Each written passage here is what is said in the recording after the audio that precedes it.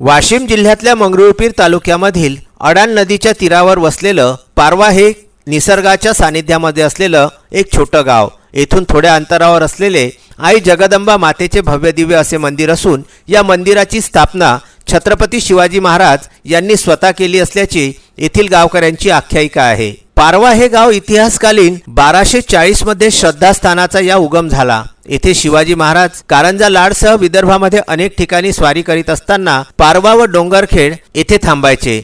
त्यावेळी त्यांनी स्वारी करतेवेळी नवसालाच नव्हे तर ग्रामीण भागातील पंचक्रोशीतील नागरिकांना पावणारी जगदंबा देवी म्हणून अशी ही ख्याती असलेली मंदिराची त्यांनी मुहूर्तमेढ केली होती। मागील अनेक वर्षांपासून श्रावण महिन्यामध्ये यात्रा महोत्सव येथे आयोजित केला जातो। या महोत्सवामध्ये पंचक्रोशीतील भक्त व रयतेचे राजे छत्रपती शिवाजी महाराज हे सुद्धा त्यावेळी असाच यात्रा महोत्सव भरवायचे आणि हीच परंपरा मागील अनेक वर्षांपासून अविरत सुरू असून येथे त्याच रूढी व परंपरानुसार सुरू ठेवण्यात आलेली आहे।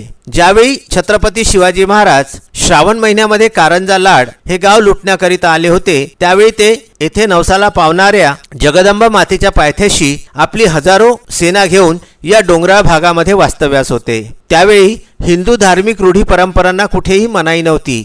याही वेळेस जास्त उत्साहाने नवसाला पावणाऱ्या जगदंबा मातेच्या यात्रेचा सोहळा व्हायचा, ज्यात प्रामुख्याने पारवा व नवरात्रामध्ये डोंगरखेड तीच परंपरा आजही अनेक वर्षांपासून सुरू असून पंचक्रोशीतील अनन्य भक्तांना पावणाऱ्या नवसाच्या जगदंबा मातेला गावचे सरपंच, गावातील नागरिक, जिल्ह्यातील सर्वच नेते व सर्वच पक्षाचे पदाधिकारी आणि कार्यकर्ते नवसासाठी जगदंबा मातेला आपले गाऱ्हाणे मांडतात।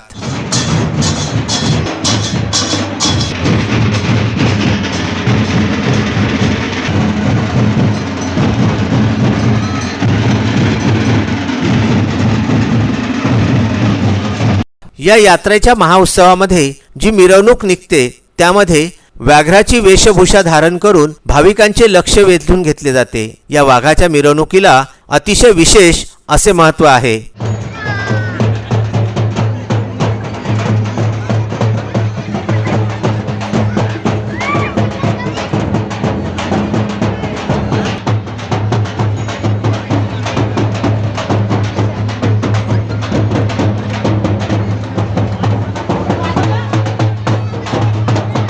या यात्रा महोत्सवामध्ये विविध प्रकारची दुकाने व शेवटी शेकडो भक्तांना महाप्रसादाचा लाभ देऊन या यात्रेची सांगता होते। दर्यापूर येथील आमचे प्रतिनिधी अमोल कंठाळे यांचेसह अक्षय लोटे यांचा कारंजा लाड येथून हा वृत्तांत।